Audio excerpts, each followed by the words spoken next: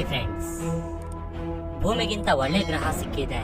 ಇದಕ್ಕಾಗಿ ವಿಜ್ಞಾನಿಗಳು ತುಂಬಾ ವರ್ಷಗಳಿಂದ ಪ್ರಯತ್ನ ಪಡ್ತಿದ್ದಾರೆ. ಅಂತರಿಕ್ಷದಲ್ಲಿ ಭೂಮಿಯಂತಹ ಗ್ರಹ ಖಂಡಿತವಾಗಿ ಇರುತ್ತೆ ಅಂತ ವಿಜ್ಞಾನಿಗಳು ನಂಬ್ತಿದ್ದಾರೆ. ಭೂಮಿ ಮೇಲೆ ಜೀವ ಇರೋದು ಕಾಕತಾಳೀಯ ಮಾತ್ರ ಅಲ್ಲ, ಆದ್ರೆ ನಮ್ಮ ಸೋಲಾರ್ ಸಿಸ್ಟಮ್ ನಲ್ಲಿ ಕೇವಲ ನಮ್ಮ ಭೂಮಿ ಮೇಲೆ ಮಾತ್ರ ಜೀವ ಇದೆ. ಆದ್ರೆ ಪೂರ್ತಿ ಯೂನಿವರ್ಸ್ ನಲ್ಲಿ ನಮ್ಮ ಭೂಮಿಯಂತಹ ಗ್ರಹಗಳು ತುಂಬಾ ಇರುವ ಅವಕಾಶ ಖಂಡಿತ ಇದೆ. ಅವುಗಳನ್ನು ಹುಡುಕುವ ಪ್ರಯತ್ನವನ್ನ ವಿಜ್ಞಾನಿಗಳು ಮಾಡ್ತಾನೆ ಇದ್ದಾರೆ. ಈ ವಿಷಯದಲ್ಲಿ ತುಂಬಾ ದೇಶಗಳ ಸರ್ಕಾರ ವಿಜ್ಞಾನಿಗಳಿಗೆ ಸಹಾಯ ಕೂಡ ಮಾಡ್ತಿಲ್ಲ. ಹಾಗಂತ ವಿಜ್ಞಾನಿಗಳು ನಿರಾಸೆ ಹೊಂದಲಿಲ್ಲ. ಅವರ ಹತ್ತಿರ ಇರುವ ರಿಸೋರ್ಸಸ್ ನಿಂದಾನೇ ಅವರು ಅಂದುಕೊಂಡಿದ್ದನ್ನ ಸಾಧನೆ ಮಾಡ್ತಿದ್ದಾರೆ. ಈ ರೀತಿ ತುಂಬಾ ವರ್ಷಗಳ ಕಷ್ಟಕ್ಕೆ ಫಲಿತ ಸಿಗುತ್ತೆ. ಎಷ್ಟೋ ಪ್ರಯತ್ನಗಳ ನಂತರ ಭೂಮಿಯಂತಹ ಗ್ರಹವನ್ನ ಕಂಡುಹಿಡಿದಿರೋದು ವಿಜ್ಞಾನಿಗಳು ಮಾಡಿದ ಸಾಧನೆ. ಈ ವಿಡಿಯೋದಲ್ಲಿ ನಾವು ವಿಜ್ಞಾನಿಗಳು ಎಂತಹ ಗ್ರಹವನ್ನು ಕಂಡುಹಿಡಿದಿದ್ದಾರೆ, ಅದು ಭೂಮಿ ರೀತಿನೇ ಇದೆಯಾ, ಅದರ ವಿಶೇಷತೆ ಏನು ಅಂತ ಈಗ ನಾವು ತಿಳಿದುಕೊಳ್ಳೋಣ. ಈ ವಿಡಿಯೋ ತುಂಬಾ ಇಂಟ್ರೆಸ್ಟಿಂಗ್ ಆಗಿ ಇರುತ್ತೆ, ಆದ್ದರಿಂದ ಕೊನೆವರೆಗೂ ನೋಡಿ. ಇಷ್ಟ ಆದ್ರೆ ಲೈಕ್ ಮಾಡಿ. ಎಕ್ಸೋ ಪ್ಲಾನೆಟ್ಸ್ ಎಲ್ಲ ಸೋಲಾರ್ ಸಿಸ್ಟಮ್ ನಿಂದ ಹೊರಗಡೆ ಇವೆ. ಅವೆಲ್ಲ ಭೂಮಿಗಿಂತ ತುಂಬಾ ದೂರದಲ್ಲಿ ಇವೆ. ಆದ್ರೆ ವಿಜ್ಞಾನಿಗಳು ಮಾತ್ರ ಛಲ ಬಿಡದೆ ಪ್ರಯತ್ನ ಮಾಡ್ತಾನೆ ಇದ್ದಾರೆ. ಸೋಲಾರ್ ಸಿಸ್ಟಮ್ ನಲ್ಲಿ ಇರುವ ಉಳಿದ ಎಲ್ಲಾ ಗ್ರಹಗಳು ಕೂಡ ಭೂಮಿ ರೀತಿ ಇಲ್ಲ ಅಂತ ಗೊತ್ತಾಗಿದೆ. ಇಂತಹ ಪರಿಸ್ಥಿತಿಯಲ್ಲಿ ಎಕ್ಸೋ ಪ್ಲಾನೆಟ್ಸ್ ಬಿಟ್ಟು ಬೇರೆ ದಾರಿನೇ ಇಲ್ಲ. ಈ ರೀತಿ ಎಕ್ಸೋ ಪ್ಲಾನೆಟ್ಸ್ ನಲ್ಲಿ ಭೂಮಿಯಂತಹ ಗ್ರಹ ಏನಾದ್ರೂ ಇದೆಯಾ ಅಂತ ರಿಸರ್ಚ್ ಮಾಡ್ತಾರೆ. ಈ ಪ್ರಯತ್ನದಲ್ಲಿ ಭೂಮಿಗಿಂತ ಒಳ್ಳೆ ಗ್ರಹವನ್ನು ಕಂಡುಹಿಡಿದಿದ್ದಾರೆ. ಆ ಪ್ಲಾನೆಟ್ ಹೆಸರು KOI 5715.01. ಈ ಪ್ಲಾನೆಟ್ ಅನ್ನ ಸೂಪರ್ ಹ್ಯಾಬಿಟೇಬಲ್ ಅಂತಾನೆ ಹೇಳಬೇಕು. ವಿಜ್ಞಾನಿಗಳು ಈ ಪ್ಲಾನೆಟ್ ಅನ್ನ ಅರ್ತ್ 2.0 ಅಂತ ಕರೀತಾರೆ.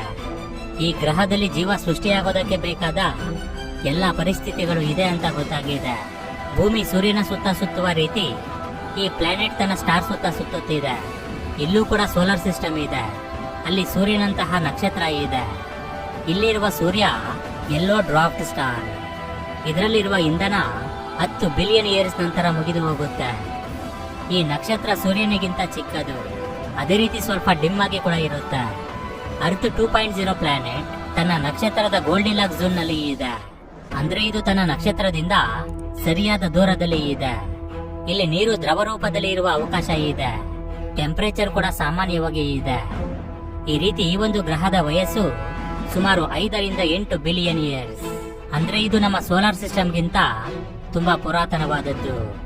ಆದ್ದರಿಂದ ಈ ಪ್ಲಾನೆಟ್ ನಮ್ಮ ಭೂಮಿಗಿಂತ ತುಂಬಾ ಬೆಟರ್ ಆಗಿ ಇದೆ. ಅಷ್ಟೇ ಅಲ್ಲ, ಇದು ಭೂಮಿಗಿಂತ ಸುಮಾರು 10 ಪಟ್ಟು ದೊಡ್ಡದಾಗಿ ಇರುತ್ತೆ. ಆದ್ದರಿಂದ ಇಲ್ಲಿ ಭೂಮಿಗಿಂತ ಹೆಚ್ಚು ಜೀವ ವೈವಿಧ್ಯ ಇರುವ ಅವಕಾಶ ಕೂಡ ಇದೆ. ಆದ್ರೆ ಇಲ್ಲಿ ಒಂದು ಸಮಸ್ಯೆ ಇದೆ. ಅದೇನು ಅಂದ್ರೆ ಈ ಗ್ರಹ ಭೂಮಿಗಿಂತ ತುಂಬಾ ತಣ್ಣಗೆ ಇರಬಹುದು ಅಂತ ವಿಜ್ಞಾನಿಗಳು ಹೇಳ್ತಿದ್ದಾರೆ. ಈ ಗ್ರಹ ನಮ್ಮ ಭೂಮಿಗೆ ಸುಮಾರು 2964 ಲೈಟ್ ಇಯರ್ಸ್ ದೂರದಲ್ಲಿ ಇದೆ. ನಾವು ಒಂದು ಸ್ಪೇಸ್ ಕ್ರಾಫ್ಟ್ ನಲ್ಲಿ ಲೈಟ್ ಸ್ಪೀಡ್ ನಲ್ಲಿ ಪ್ರಯಾಣಿಸಿದರೂ ಈ ಗ್ರಹವನ್ನ ಸೇರಿಕೊಳ್ಳಲು 2964 ವರ್ಷಗಳ ಸಮಯ ಹಿಡಿಸುತ್ತೆ. ಒಂದು ವೇಳೆ ರಾಕೆಟ್ ನಲ್ಲಿ 40,000 ಕಿಲೋಮೀಟರ್ ಪರ್ ಅವರ್ ಸ್ಪೀಡ್ ನಲ್ಲಿ ಪ್ರಯಾಣಿಸಿದರೆ ಈ ಗ್ರಹವನ್ನು ಸೇರಿಕೊಳ್ಳಲು ಸುಮಾರು 8 ಕೋಟಿ ವರ್ಷಗಳ ಸಮಯ ಹಿಡಿಸುತ್ತೆ. ಇದರಿಂದ ಅರ್ಥ ಆಗುತ್ತೆ ಮಾನವನು ಇಲ್ಲಿಗೆ ಎಂದಿಗೂ ಸೇರಿಕೊಳ್ಳಲು ಸಾಧ್ಯವಿಲ್ಲ ಅಂತ. ಕೆಪ್ಲರ್ 1126. ಈ ಗ್ರಹ ನಮ್ಮ ಭೂಮಿಯಿಂದ 2072 ಲೈಟ್ ಇಯರ್ಸ್ ದೂರದಲ್ಲಿ ಇದೆ. ಈ ಪ್ಲಾನೆಟ್ ಇರುವ ಸೋಲಾರ್ ಸಿಸ್ಟಮ್ 7.5 ಬಿಲಿಯನ್ ಇಯರ್ಸ್ ಹಳೆಯದು. ಅಂದ್ರೆ ಇದು ನಮ್ಮ ಸೋಲಾರ್ ಸಿಸ್ಟಮ್ಗಿಂತ ಪುರಾತನವಾದದ್ದು. ಈ ಕೆಪ್ಲರ್ ಪ್ಲಾನೆಟ್ ಕೂಡ ಒಂದು ಎಲ್ಲೋ ಡ್ರಾಫ್ಟ್ ಸ್ಟಾರ್ ಸುತ್ತ ಸುತ್ತುತ್ತಿದೆ. ಈ ಪ್ಲಾನೆಟ್ ತನ್ನ ಸ್ಟಾರ್ ನಿಂದ ಭೂಮಿಗೆ ಸೂರ್ಯನಿಗೆ ಮಧ್ಯೆ ಇರುವ ದೂರದಲ್ಲಿ 2.5% ಕಮ್ಮಿ ಡಿಸ್ಟೆನ್ಸ್ ನಲ್ಲಿ ಇದೆ. ಅಂದ್ರೆ ಇದು ತನ್ನ ಸ್ಟಾರ್ಗೆ ತುಂಬಾ ಹತ್ತಿರದಲ್ಲಿ ಇದೆ. ಈ ಪರಿಸ್ಥಿತಿಯಲ್ಲಿ ಈ ಗ್ರಹದ ಮೇಲೆ ಟೆಂಪರೇಚರ್ ಜಾಸ್ತಿ ಇರಬೇಕು. ಆದ್ರೆ ಈ ಗ್ರಹದ ಮೇಲೆ ಅಷ್ಟೊಂದು ಟೆಂಪರೇಚರ್ ಏನೂ ಇಲ್ಲ. ಇದು ತನ್ನ ನಕ್ಷತ್ರಕ್ಕೆ ಹತ್ತಿರದಲ್ಲಿ ಇದ್ದರೂ ಆಲ್ಮೋಸ್ಟ್ ಭೂಮಿಯ ಮೇಲೆ ಇರುವ ಟೆಂಪರೇಚರೇ ಇದೆ. ಈ ಗ್ರಹದ ಮೇಲೆ ಕೂಡ ಮನುಷ್ಯನು ಜೀವಿಸುವ ಅವಕಾಶ ಇದೆ. ಅದೇ ರೀತಿ ಇಲ್ಲಿ ನೀರು ದ್ರವ ರೂಪದಲ್ಲೇ ಇದೆ.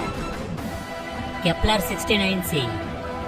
ಈ ಗ್ರಹ ನಮ್ಮ ಭೂಮಿಯಿಂದ ಸುಮಾರು 2707 ಲೈಟ್ ಇಯರ್ಸ್ ದೂರದಲ್ಲಿ ಇದೆ. ಅದೇ ರೀತಿ ಈ ಪ್ಲಾನೆಟ್ ಕೂಡ 7 ಬಿಲಿಯನ್ ಇಯರ್ಸ್ ಹಳೆಯದು. ಯಾವ್ದಾದರೂ ಒಂದು ಪ್ಲಾನೆಟ್ 3.5 ಬಿಲಿಯನ್ ಇಯರ್ಸ್ ಹಳೆಯದಾದರೆ ಅದು ಖಂಡಿತ ಲೈಫ್ಗೆ ಸಪೋರ್ಟ್ ಮಾಡುತ್ತೆ ಅಂತ ವಿಜ್ಞಾನಿಗಳು ಹೇಳ್ತಿದ್ದಾರೆ. ಈ ರೀತಿ ಈ ಕೆಪ್ಲರ್ 69c ನಲ್ಲೂ ಕೂಡ ಜೀವ ಇರಬಹುದು ಅಂತ ವಿಜ್ಞಾನಿಗಳು ಹೇಳ್ತಿದ್ದಾರೆ. ಇದು ಭೂಮಿಗಿಂತ 70% ದೊಡ್ಡದಾಗಿ ಇರುತ್ತೆ. ಈ ಗ್ರಹದ ಮೇಲೆ ದೊಡ್ಡ ದೊಡ್ಡ ಬೆಟ್ಟ ಗುಡ್ಡಗಳು, ಸಮುದ್ರಗಳು ಇರುವ ಅವಕಾಶ ಇದೆ ಅಂತ ವಿಜ್ಞಾನಿಗಳು ಅಂದಾಜು ಮಾಡಿದ್ದಾರೆ. ಅದೇ ರೀತಿ ಈ ಗ್ರಹ ತನ್ನ ನಕ್ಷತ್ರಕ್ಕೆ ಹ್ಯಾಬಿಟಬಲ್ ಝೋನ್ ನಲ್ಲೇ ಸುತ್ತುತ್ತಿದೆ. ಇದು ತನ್ನ ನಕ್ಷತ್ರದ ಸುತ್ತಲೂ 242 ದಿನಗಳ ಸಮಯ ತೆಗೆದುಕೊಳ್ಳುತ್ತೆ. ಆದರೆ ಇಂತಹ ಗ್ರಹದಲ್ಲಿ ಜೀವಿಸುವುದು ತುಂಬಾನೇ ಕಷ್ಟ ಅಂತ ಹೇಳ್ತಿದ್ದಾರೆ. ಇಲ್ಲಿ ಜೀವಿಸಲು ಬೇಕಾದ ನೈಸರ್ಗಿಕ ಸಂಪನ್ಮೂಲಗಳು ಇದ್ದರೂ ವಾತಾವರಣದ ಬದಲಾವಣೆಗಳ ಕಾರಣದಿಂದ ಇಲ್ಲಿ ಜೀವಿಸಲು ಸಾಧ್ಯವಿಲ್ಲ ಅಂತ ಹೇಳ್ತಿದ್ದಾರೆ. ಕೆಪ್ಲರ್ 452b ಈ ಗ್ರಹವನ್ನ ಭೂಮಿಯ ಕಸಿನ್ ಅಂತಾನೆ ಹೇಳಬಹುದು. ಈ ಗ್ರಹ ನಮ್ಮ ಭೂಮಿಯಿಂದ 1400 ಲೈಟ್ ಇಯರ್ಸ್ ದೂರದಲ್ಲಿ ಇದೆ. ಸೂರ್ಯನಿಂದ ಭೂಮಿ ಎಷ್ಟು ದೂರದಲ್ಲಿ ರೊಟೇಟ್ ಆಗುತ್ತೋ ಈ ಗ್ರಹ ಕೂಡ ಅಷ್ಟೇ ದೂರದಲ್ಲಿ ತನ್ನ ಸ್ಟಾರ್ ಸುತ್ತ ರೊಟೇಟ್ ಆಗುತ್ತೆ. ಈ ಗ್ರಹದ ಕಕ್ಷೆಯ ಅವಧಿ ಕೂಡ ಭೂಮಿಯನ್ನ ಹೋಲುವ ರೀತಿ ಇರುತ್ತೆ. ಭೂಮಿ ಮೇಲೆ ಒಂದು ವರ್ಷ 365 ದಿನ ಆದ್ರೆ ಈ ಗ್ರಹದ ಮೇಲೆ ಒಂದು ವರ್ಷ 385 ದಿನ. ಇದು ಭೂಮಿಯ ರೀತಿನೇ ರಾಕಿ ಪ್ಲಾನೆಟ್. ಆದ್ರೆ ಇಲ್ಲಿ ಒಂದು ದೊಡ್ಡ ಸಮಸ್ಯೆ ಇದೆ. ಅದೇನು ಅಂದ್ರೆ ಇದು ಭೂಮಿಗಿಂತ ಹೆಚ್ಚು ಎನರ್ಜಿಯನ್ನ ರಿಸೀವ್ ಮಾಡಿಕೊಳ್ಳುತ್ತೆ. ಅಂದ್ರೆ ಇಲ್ಲಿ ಭೂಮಿಗಿಂತ ಡಬಲ್ ಗ್ರಾವಿಟಿ ಇರುತ್ತೆ. ಇದರಿಂದ ನೀರು ದ್ರವ ರೂಪಕ್ಕೆ ಬದಲಾಗೋದಿಲ್ಲ. ಅದೇ ರೀತಿ ಆ ಗ್ರಹದ ಮೇಲೆ ಇರುವ ಗ್ಯಾಸ್ ಕೂಡ ಬೇರೆ ಕಡೆ ಹೋಗೋದಿಲ್ಲ.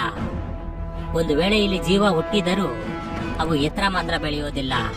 ಈ ರೀತಿಯಲ್ಲಿ ತುಂಬಾ ಗ್ರಾವಿಟಿ ಸಮಸ್ಯೆಗಳು ಇವೆ. ಒಂದು ವೇಳೆ ಇಲ್ಲಿ ಲ್ಯಾಂಡರ್ ಇಳಿಯಲು ಪ್ರಯತ್ನ ಪಟ್ರೆ ಅದು ತಕ್ಷಣವೇ ಸೆಳೆದುಕೊಂಡು ಕ್ರ್ಯಾಶ್ ಆಗಿ ಹೋಗುತ್ತೆ. ಭೂಮಿ ಅನ್ನೋದು ಒಂದು ಅದ್ಭುತ. ನಮಗೆ ತಿಳಿದಿರುವ ರೀತಿ ಭೂಮಿ ಮೇಲೆ ಮಾತ್ರ ಜೀವ ಇದೆ. ಆದ್ರೆ ನಮ್ಮ ಯೂನಿವರ್ಸ್ ನಲ್ಲಿ ಕೇವಲ ನಮ್ಮ ಭೂಮಿ ಮೇಲೆ ಮಾತ್ರ ಜೀವ ಇದೆ ಅನ್ನುವುದು ಸತ್ಯ ಅಲ್ಲ. ಈ ಯೂನಿವರ್ಸ್ ನಮ್ಮ ಊಹೆಗಿಂತ ತುಂಬಾ ದೊಡ್ಡದು. ಇಲ್ಲಿ ಕೆಲವು ಬಿಲಿಯನ್ ಗ್ಯಾಲಕ್ಸಿಗಳು ಇವೆ. ಅವುಗಳಲ್ಲಿ ಕೆಲವು ಟ್ರಿಲಿಯನ್ ನಕ್ಷತ್ರ ಗ್ರಹಗಳು ಇವೆ. ಅದೇ ರೀತಿ ಹ್ಯಾಬಿಟಬಲ್ ಝೋನ್ ನಲ್ಲಿ ಇರುವ ಗ್ರಹಗಳು ಕೂಡ ಇವೆ. ವಿಜ್ಞಾನಿಗಳು ಟೆಲಿಸ್ಕೋಪ್ ಸಹಾಯದಿಂದ ಈ ಗ್ರಹಗಳನ್ನ ಕಂಡುಹಿಡಿದಿದ್ದಾರೆ. ಇದರ ಸಹಾಯದಿಂದ ಆ ಗ್ರಹದ ಮೇಲೆ ಜೀವ ಇರೋದಕ್ಕೆ ಬೇಕಾದ ವಾತಾವರಣ ಇದೆಯಾ ಇಲ್ವಾ ಅಂತ ತಿಳ್ಕೊಂಡಿದ್ದೀವಿ. ಆದ್ರೆ ನಿಜವಾಗ್ಲೂ ಆ ಗ್ರಹದ ಮೇಲೆ ಯಾವ್ದಾದ್ರು ಜೀವ ಇದೆಯಾ ಇಲ್ವಾ ಅನ್ನೋದರ ಬಗ್ಗೆ ಯಾರಿಗೂ ಗೊತ್ತಿಲ್ಲ. ಅಷ್ಟೊಂದು ಟೆಕ್ನಾಲಜಿ ಕೂಡ ನಮ್ಮ ಹತ್ರ ಇಲ್ಲ. ಒಂದೇ ಮಾತಿನಲ್ಲಿ ಹೇಳಬೇಕು ಅಂದ್ರೆ ನಮ್ಮ ಲಿಮಿಟ್ ಅನ್ನೋದು ನಮ್ಮ ಭೂಮಿ ಮೇಲೆ ಮಾತ್ರ ಇದೆ. ಅದನ್ನ ದಾಟಿ ಹೋಗಿ ನಾವು ಏನೂ ಸಾಧನೆ ಮಾಡೋದಕ್ಕೆ ಸಾಧ್ಯನೇ ಇಲ್ಲ. ಇಲ್ಲಿರುವ ಸಮಸ್ಯೆಗಳನ್ನು ಬಗೆಹರಿಸುವುದಕ್ಕೆ ಮಾನವನಿಂದ ಸಾಧ್ಯನೇ ಆಗ್ತಿಲ್ಲ. ಇನ್ನು ಅಂತರಿಕ್ಷಕ್ಕೆ ಹೋಗಿ ಅಲ್ಲಿ ಏನು ಸಾಧನೆ ಮಾಡೋದಕ್ಕೆ ಆಗುತ್ತೆ ಹೇಳಿ? ಒಟ್ಟಾರೆ ಒಂದು ಮಾತ್ರ ಸತ್ಯ, ಈ ಅಖಿಲಾಂಡ ಕೋಟಿ ಬ್ರಹ್ಮಾಂಡದಲ್ಲಿ ನಮ್ಮ ಭೂಮಿಯ ರೀತಿಯ ಗ್ರಹಗಳು ತುಂಬಾ ಇವೆ. ಅವುಗಳಲ್ಲಿ ಜೀವ ಕೂಡ ಇದೆ. ಅವುಗಳನ್ನೇ ನಾವು ಏಲಿಯನ್ಸ್ ಅಂತ ಕರಿತೀವಿ. ಇದರ ಬಗ್ಗೆ ನೀವೇನಂತೀರಾ? ನಿಮ್ಮ ಅಭಿಪ್ರಾಯವನ್ನ ಖಂಡಿತ ಕಾಮೆಂಟ್ ಮಾಡಿ. ಓಕೆ ಫ್ರೆಂಡ್ಸ್, ಈ ಒಂದು ವಿಡಿಯೋ ನಿಮ್ಗೆ ಇಷ್ಟ ಆಗಿದ್ರೆ ಖಂಡಿತ ಲೈಕ್ ಮಾಡಿ, ಶೇರ್ ಮಾಡಿ. Thank you for watching friends. ಜೈ ಹಿಂದ್.